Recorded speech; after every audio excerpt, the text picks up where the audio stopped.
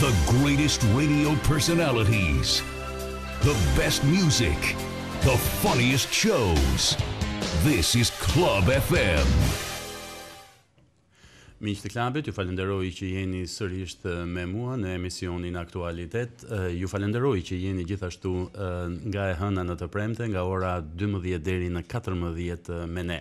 Në këtë hapësirë, sot do të fokusohemi tek dy zhvillime të cilat vërtet kanë tërhequr vëmendjen e opinionit publik. Bëhet fjalë për situatën ekonomike kryesisht në Greqi dhe më pas do të ndalemi tek disa prej zhvillimeve kryesore në aspektin ekonomik dhe financiar në vendin ton. Ndaj mos u largoni nga ekrani ynë. Unë këtë bisedë kam kënaqësinë ta bëj me njërin prej ekonomistëve më të spikatur në vend të viteve të fundit, mikun tim Dritan Shano. I dashur Dritan, falenderoj që gjete kohë për të ardhur në studio. Mirë se ju gjeta, me shumë kënaqësi. Ju falenderoj edhe një herë. Dritan, pa dashur të hym thellë në jetën ekonomike dhe financiare greke, doja të ndaleshim tek zhvillimet e fundit për sa i përket mënyrës se si qeveria e re greke, një qeveri e majt, e cila radikalet e majt, të cilët erdhën thuajse me një shumicë dërmuese votash në zgjedhjet e fundit politike dhe ballafaqimin që ata patën me kancelarit kryesore ekonomike, të cilët u tërhoqën menjëherë veshin, duke thënë që nuk ka rinegocim të borxhit, por qeveria greke është e detyruar t'i zbatojë ato. Në këndvështrimin tënd, si e vlerëson një lëvizje të tillë? Atëherë, Syriza erdhi në pushtet duke premtuar grekëve që ata nuk kanë një nevojë të madhe të vazhdojnë të punojnë, mjaft që të vazhdojnë të bëjnë jetën që kanë punuar para, sepse Syriza do kujdeset që të rinegociojë borxhet, të krijojë atyre një hapësirë më të madhe, e më radhë që shkon përshtat me pozicionin politik që ata kanë, që është një pozicion neo-marksist, i cili më shumë se sa arsye se ekonomisë së tregut i drejtohet emocionet të njerëzve. Dhe lodhja që shkaktoi kriza në Greqi pikërisht, përfundoi në një votë emotive, larg arsyes vërtet, arsyeja është e bazuar që ti prodhon dhe fiton dhe rron. Ndërkohë që emocioni është që ti mund të rrosh e të fitosh edhe pa punuar. Sikundër Greqia ka bërë në gjithë këto vite, derisa arriti të krijonte një borxh shumë të madh që ka çuar shtetin grek praktikisht në falimentim. Natyrisht që ekipi i ri qeveritar tentoi të qëndronte të përmbushte premtimet e veta, tashmë jashtë kufive të Greqisë, duke i drejtuar institucioneve ndërkombëtare, atje ku shtetet të cilat pranojnë të jenë pjesë e një strukture dorëzojnë sovranitetin e vet, siç është Bashkimi Evropian, ku ata Greqia është vendantar, siç është Fondi Monetar Ndërkombëtar, e më radhë, dhe tentuan që të artikulonin, të paketonin propozimet e tyre elektorale në një tavolinë bisede tashmë në një nivel krejt tjetër, ku realitetit i thon realitet dhe premtimit i thon premtim. Fakti është që në këtë 10 ditë takimesh intensive që ata kanë kryer, paketimi që i bën atyre, që i bën kryeministrit dhe ministrit e financave grek premtimeve të tyre elektorale, nuk ka gjetur një terren fertil, nuk ka gjetur një mbështetje pozitive nga asnjë prej institucioneve ku këta dy njerëz trokitën me idenë që të lehtësonin ekonominë greke. Borxhi është borxh dhe do vazhdoj të paguhet. Ky është mesazhi që kanë marrë qoftë nga takimet me autoritetet gjermane, qoftë nga takimet me Bankën Qendrore Evropiane, sikundër edhe nga Fondi Monetar Ndërkombëtar.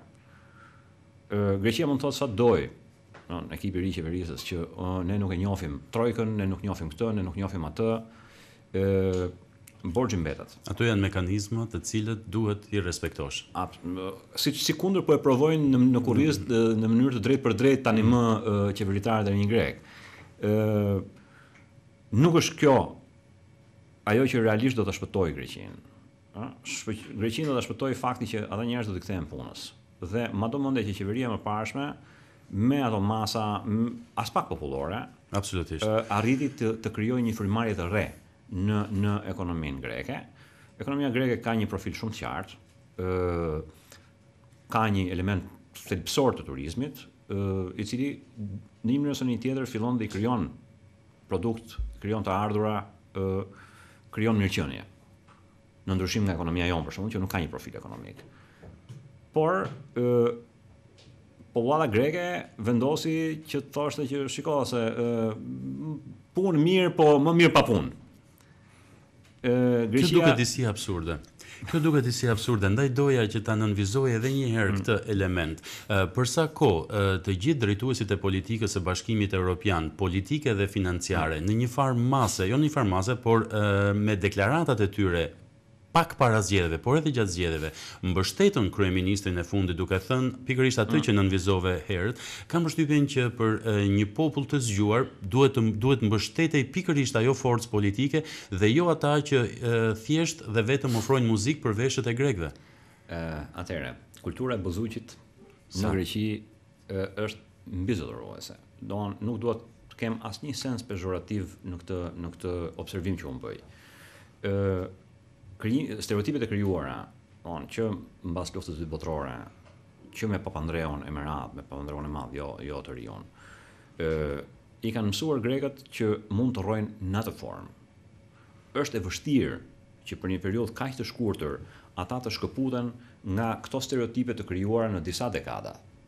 Kjo është arsyeja më shumë se sa thjesht muzika, metafora e muzikës. Metafora e muzikës, absolutisht. Është arsyeja që ata ende janë të ndjeshëm dhe më të prirur të besojnë formatet e dikurshme, propozimet që i ngjajnë formatit të dikurshëm qeverisës, sesa nevojës të re, tash që ju hapën petët lakrorit. Pra, do të kuptojnë një diçka. Greqia është i vetmi vend antar, ndoshta jo i vetmi, por deri tani i vetmi, sepse për këtë kemi marrë dieni, i cili ka falsifikuar ato që quhen national accounts. Domethënë, ka falsifikuar bilancin. Absolutisht. E shtetit vet. Dhe duke falsifikuar këtë, ka arritur të marrë borxhe mbas borxhesh, borxhe mbas borxhesh. Kjo është një stereotip i ngulitur në kulturën e jetesës, e të bërit biznes në Greqi, e të bërit politik në Greqi, e të jetuarit. Dhe ata njerëz që janë atje që kanë votuar në masë për një parti neomarksiste, ndjehen më mirë me atë që kanë ditur se me atë çfarë po i ofrohet tani në tavolinë dhe atë çfarë i pret. Pra, zbatimin e rregullave të lojës, të cilat zbatohen rëndom në Gjermani, zbatohen rëndom në Austri, edhe në Francë, nëse duan, domethënë, kanë një grad tjetër më të lartë të zbatimit të këtyre rregullave. Dhe për aq kohë sa në Komunitetin Evropian, ne nuk kemi pse fshihemi, domethënë, pavarësisht mekanizmave të paritetit dhe të tjera të mëradh, ka 2-3 shtete që janë ato që tërheqin lokomotivën, atëherë duhet pranojmë që edhe rregullat, të cilat ato zbatojnë, janë rregullat që duhet prevalojnë në bashkëekzistencën e secilit prej shteteve që përbëjnë Komunitetin Evropian. Dhe grekët tashmë erdhi dita që të mësohen me këto rregulla. Ësakt. Për sa i përket deklaratave më e forta nga të gjitha ishte ajo e ministrit të financave të Gjermanisë, Wolfgang Schäuble, i cili ishte i pa kompromis.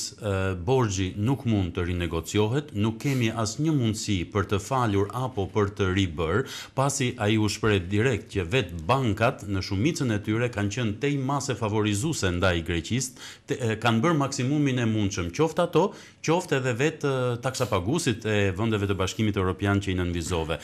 Ndaj pyetja është e natyrshme. Siriza, qeveria e re dhe populli grek, duket sikur po ecin në një shinj krejt tjetër, paralele me atë që shpjegove deri tani që ka përcaktuar Bashkimi Evropian dhe institucionet e veta financiare. Mendon që do vi shpejt dita kur do ketë një përplasje mes tyre? Ka disa vektorë të politikës jashtme që e agresojnë në mënyrë të rregullt permanente Bashkimin Evropian. Një është vektori rus dhe një tjetër është vektori kinez. Në mënyrë të hapur, në mënyrë pothuajse institucionale. Kinezët më shumë institucional se sa rusët vetë. Siriza ju drejtua një fjalori që ne shqiptarët e njohim mirë.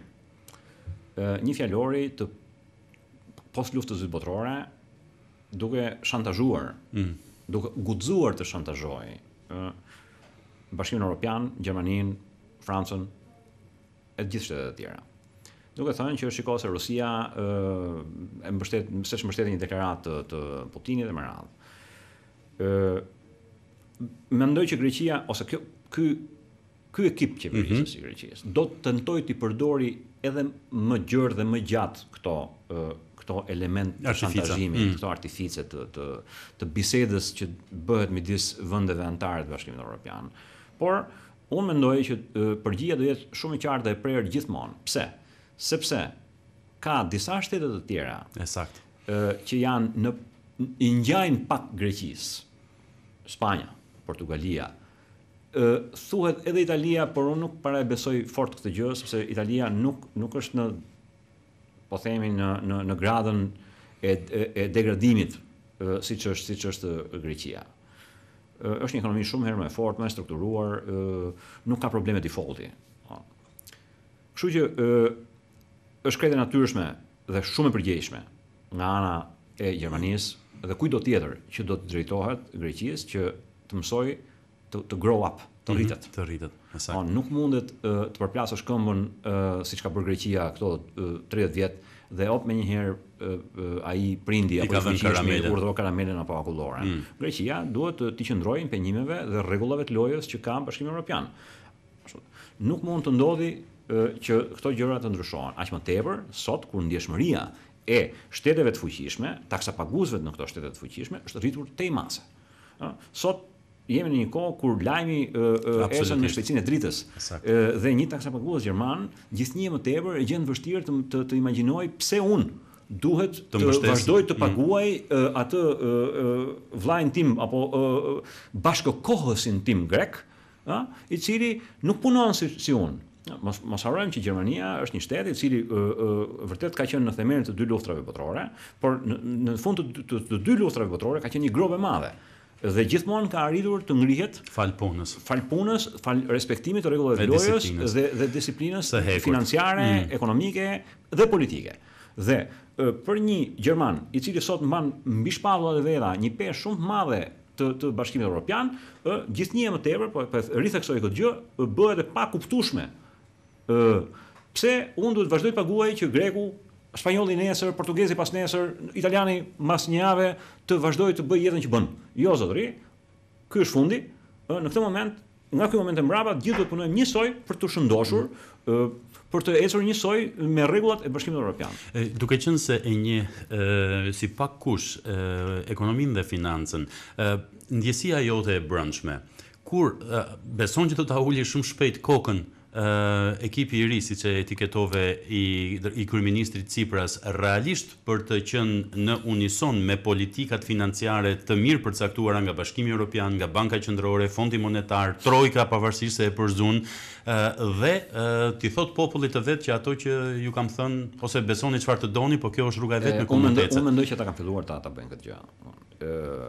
Nuk e mbaj mend eksaktësisht, ndërsa do ta thosha menjëherë, ku ministri i ri i financave, për cilin më shumë flitet se çfarë xhupi vesh, se sa çfarë propozimesh. Sa trendi shkon në Downing Street apo ka filluar të artikuloj pikërisht këtë gjë, që programi elektoral i Joni është thjesht një copletër. Kjo për mua është sinjali i parë që ata njerëz po kuptojnë se çfarë ndodh realisht në botën reale. Absolutisht.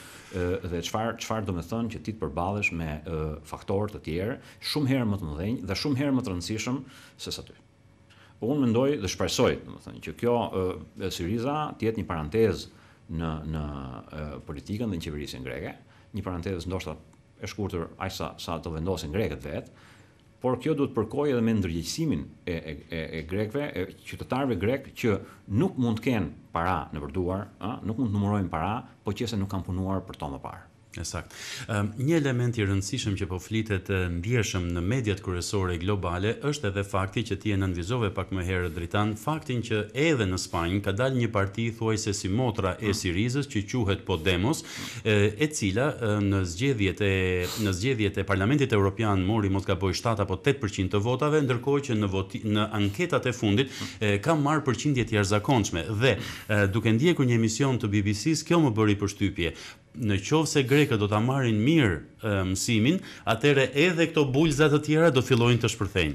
Ka një tendencë në Europë, domethënë që vjet re në shtetet jugore të Europës, mesdhetare, të cilat vinë nga një trashëgimi më e drejtë për drejtë osmane, kam qejf unë t'i them, se sa që është Franca, sa që është Suedia, sa që është Danimarka, Hollanda, Gjermania, me radhë. ku vrehet fakti që ekstremet e majta po bëhen zëra gjithnjë më të lartë ose vinë në pushtet siç është rasti i Greqisë. Sikundër, ka dhe një tendencë tjetër, po kaq të rëndësishme, që në shtetet veriore të Europës, ekstremet e djathta. Pra, po ekstremizohet politika. Pse? Sepse ka hyrë ekonomia në mes. Absolutisht. Ka hyrë ekonomia dhe ka hyrë koncepti që unë rrojnë kurrizin tënd dhe ti s'ke ç'më bën. Pse? Sepse jemi brenda një familje. Dhe kjo ka sjellë këtë ekstremizim. Po ti vesh re, domethënë, në Belgjik, ekstremi i djathtë ka marrë një përmas shqetësuese. Në Holand po një gjë. Në Britani në Francë po një gjë. Domthonë, këto Syriza dhe Podemos nuk janë vetëm. Kanë antipodin e vet. Sakt. Kështu që edhe mundësia e tyre për të patur sukses në ëndrat e veta pothuajse fëminore, gjithnjë më tepër zvoglohet. Çfarë ndodh që të majtat gjithmonë luajnë me emocionin e njerëzve. Të djathtat gjithmonë janë drejtuar arsyes njerëzve. Dhe prandaj vepra e djathtë ngelet, i reziston kohës, vazhdon të japi ende frutet e veta, dhe këtë e shikon fare hapur në Gjermani dhe në Angli. Saktë. Okay? Dhe vepra e të majtëve gjithmonë zhvendoset nga xhepi i njerëzve në sheshe, në tubime të tipit të revolucionit të tetorit e kështu me radhë.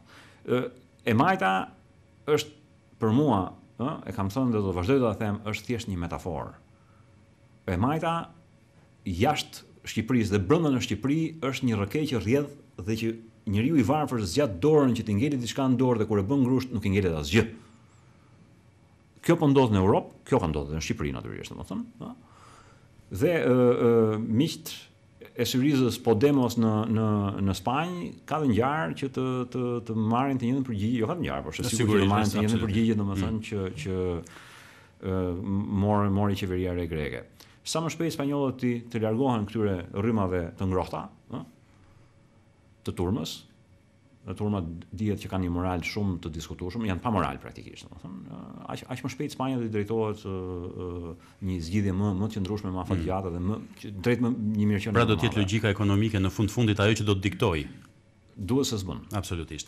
Në përgjigjen e fundit Dritan e fute bisedën tek zhvillimet ekonomike në Shqipëri. Kemi një të majtë në majorancë të ndjeshme në vend, e cila realisht mund të bëjë gjithçka do me numrat që ka në parlament, por në këndvështrimin tënd, pavarësisht se duhet të bëj një parantezë, me shkrimet e tua je dakord apo si je dakord, ato duhen lexuar. Unë doja të ndalesha në një opinion tëndin për sa i përket mënyrës se si kjo majorancë ka filluar të bëjë ato që i cilëson reforma strukturore dhe një vit e gjysmë ose diçka më shumë në menaxhimin e pushtetit nga ana e saj. Cilat janë ato veçori që ty të kanë bërë më shumë përshtypje? Atëherë, fjala reformë strukturore është një fjalë e abuzuar jashtëmase shumë, kudo, sidomos në vendet që i përkasin një tranzicioni. Reforma strukturore janë shumë pak që mund të kryesh. Një reformë strukturore është reforma në pensione për shembull. Reforma strukturore komporton në vetvete ndryshimin e pronësisë. Kjo është reforma strukturore. Pra nga mënyra se si alokohen burimet financiare, në duart e kujt alokohen burimet financiare. Unë nuk shoh një reformë strukturore në Shqipëri. Shoh premtime për reforma strukturore. Për shembull, çfarë ndodhi në sektorin energjetik, nuk është një reformë strukturore.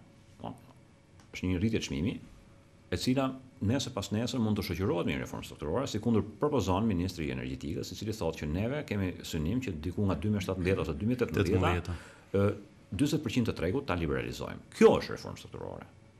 A ka ndodhur tani? Jo. Pritet të ndodhë. Është një premtim për një reformë strukturore.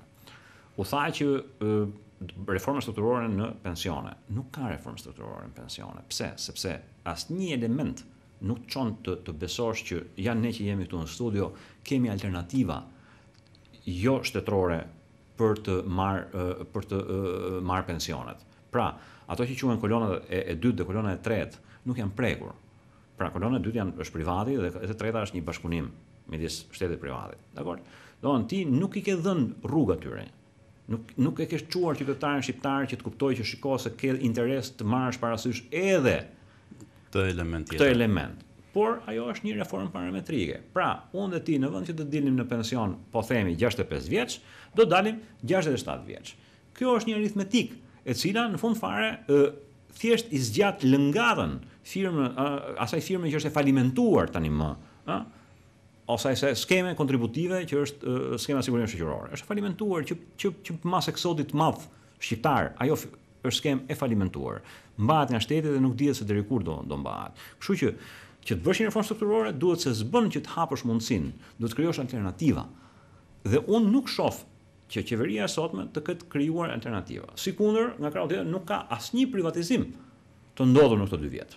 Pra, largim të shtetit, dhe shtim të privatit. Përkundrazi, premtime ka. Premtime ka. Për premtime të Majtës nuk e del dot asnjëri.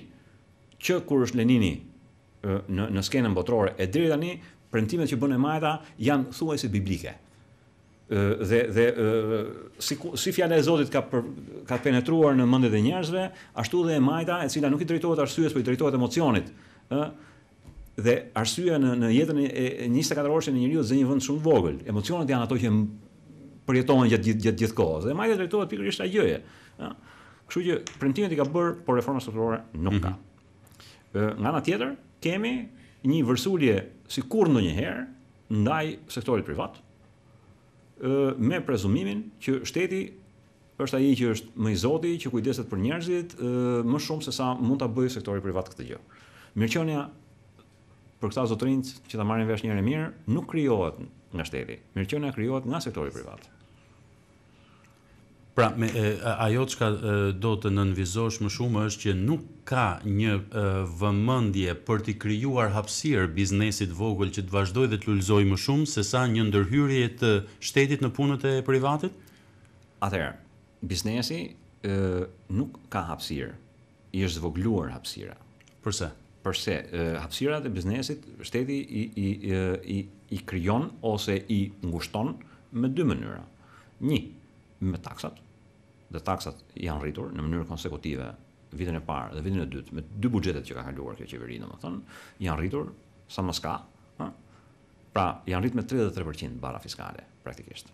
Nga ishte 20 është bërë 30% në kurrizë të biznesit.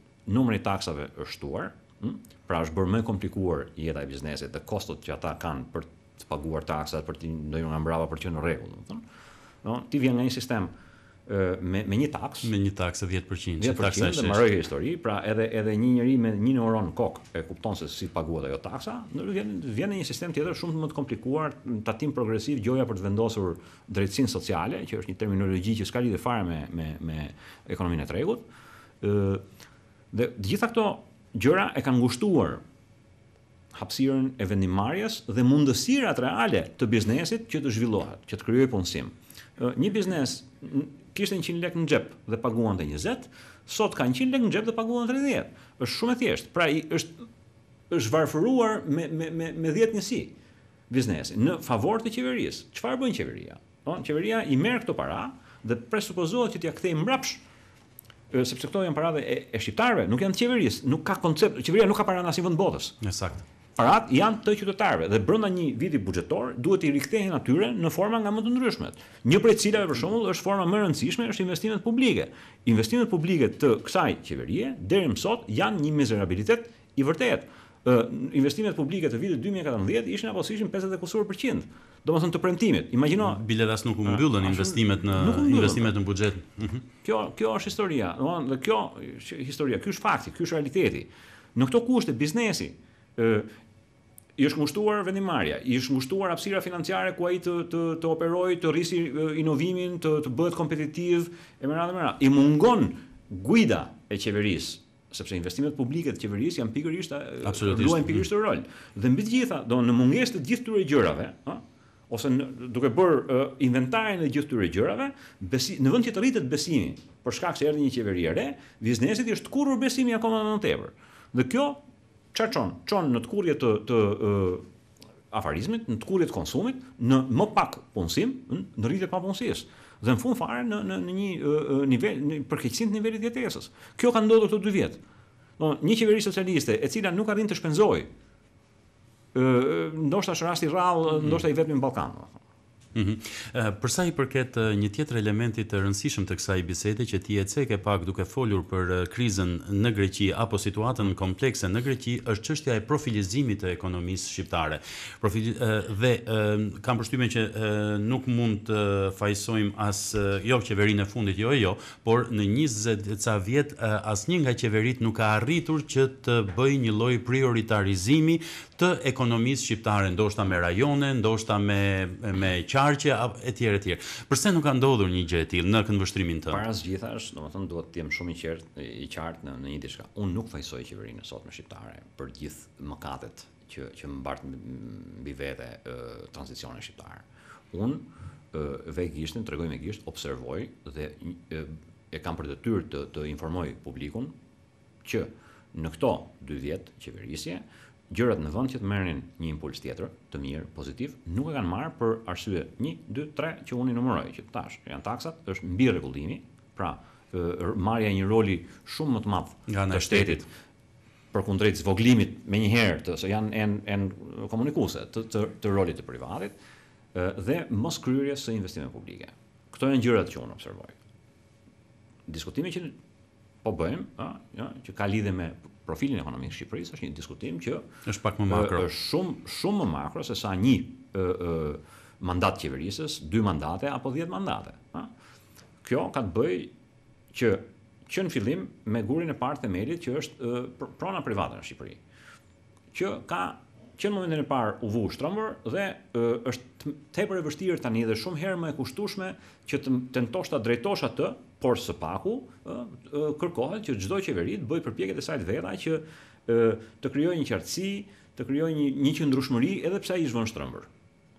Edhe kulla e pizës shtrëmbur ri, po ja kanë bërë bazamentin të qëndrueshëm. Që të krijojë ekonomia shqiptare një profil të vetin, ka disa parakushte. Inventari fizik i pari. Kush është inventari fizik? Është infrastruktura.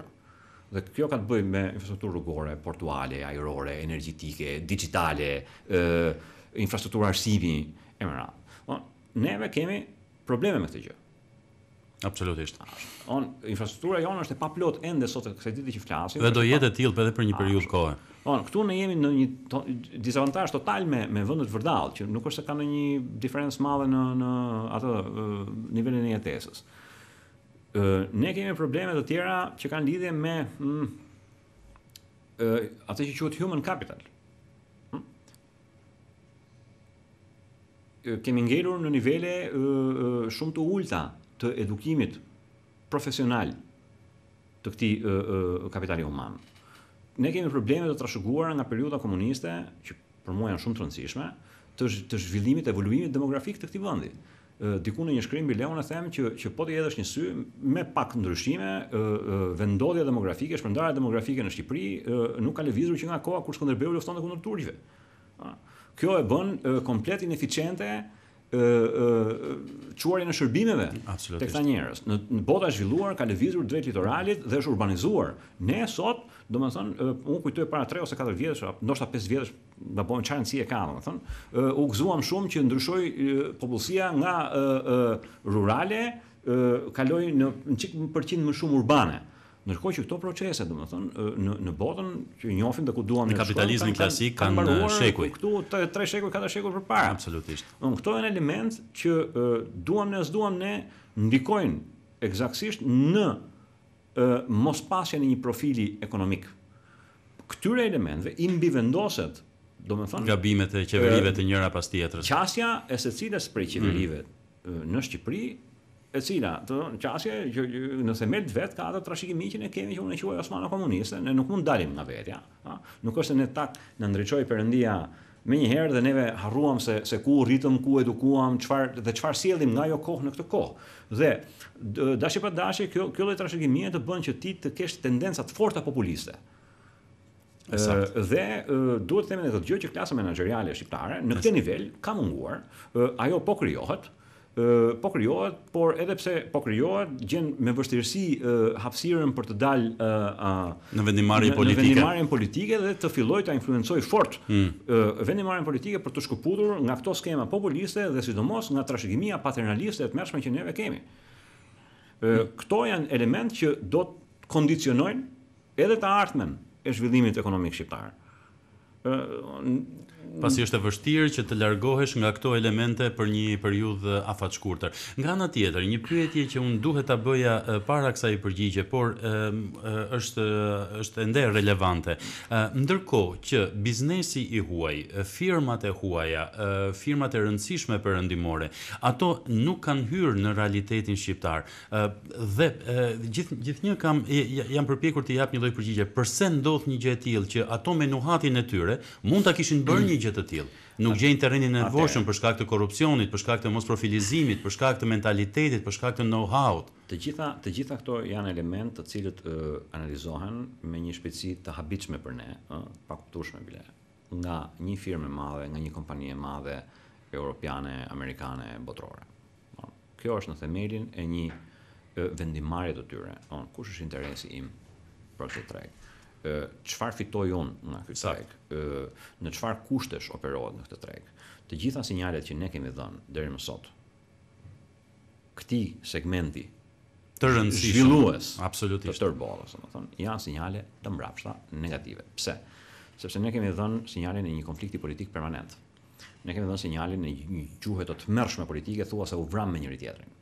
Ne kemi dhënë sinjalin e paqëndrueshmërisë të politikave tona të zhvillimit, të cilat ndrohen me ndrimin e qeverive. Ne kemi dhënë një sinjal që ky është ndoshta më i rëndësishmi nga të tërë. Çështjen e pronave. Pa shkuar te pronës, ai është më i rëndësishëm.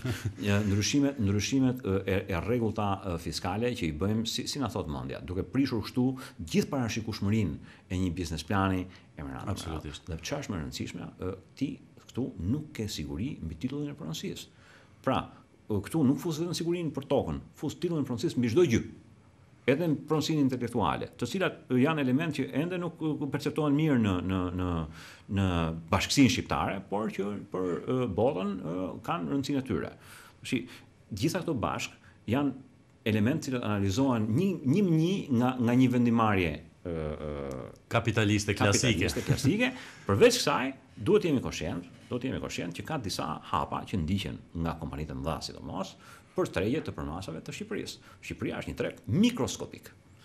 Po marr rastin e Deutsche Telekom. Deutsche Telekom është një gigant i cili është kudo në Evropë dhe dashje pa dashje, mbas 25 vjetësh në Shqipëri mund edhe të jetë duke ardhur. Pse? Mund të jetë duke ardhur. Çfarë do i ndodhi Deutsche Telekomit poshtoi të Shqipërinë brenda? Ka një ekonomi në këtë mes. Nëse ai ka ardhur deri në Kroaci apo deri në Sloveni, vazhdon shtrirja më poshtë. Deutsche Telekomi përballon marzhe fitimi shumë më të vogla se sa operatorët e tjerë. Dhe prandaj kjo e bën një lloj investitori që shikon larg dhe në afatgjat. Çfarë ndodh ndërkohë? Si ndahen detyrat në një ekonomi tregull kapitaliste? Dikush tjetër vjen dhe e merr atë gjë. Po marr Alp Telekomin për shembull. Dikush tjetër vjen e merr atë dhe instalon në një vend ku mungonte ishte tabula rasa kulturën e një menaxhimi perëndimor, mënyrën se si mbahen llogarit e një firme perëndimore. Pra kur Deutsche Telekomi të vendosi të hedhë hapin e vet, dhe të jetë me prezencën e vet gigante në Shqipëri, ai ka këto probleme të zgjidhura. Nuk ka nevojë të hapë shkollë nate për të mbaruar këtë punë. Këtë punë ka zgjidhur dikush tjetër. Dhe ai erdhi në momentin e duhur dhe e shpërblen atë dikush tjetër me blerjen e asaj pune që ka bërë dhe vazhdon punën e vet. Kjo është arsyeja pse ne janë dy blloqe arsyesh. Arsyet tona inerente dhe arsyet se si funksionon një rrjedhje normale e biznesit kapitalist nga vende të zhvilluara në vende shumë më pak të zhvilluara siç është Shqipëria. Dretan, unë të falenderoj sinqerisht për kohën që vure në dispozicion dhe për këtë bisedë vërtet të këndshme, ekstensive dhe intensive në të njëjtën kohë. Me kënaqësi, do vi prap. Je mirë pritur. Miq të klubit, ishim në shoqërinë e ekonomistit të njohur Dritan Shano. This is your station, Club FM 100.4.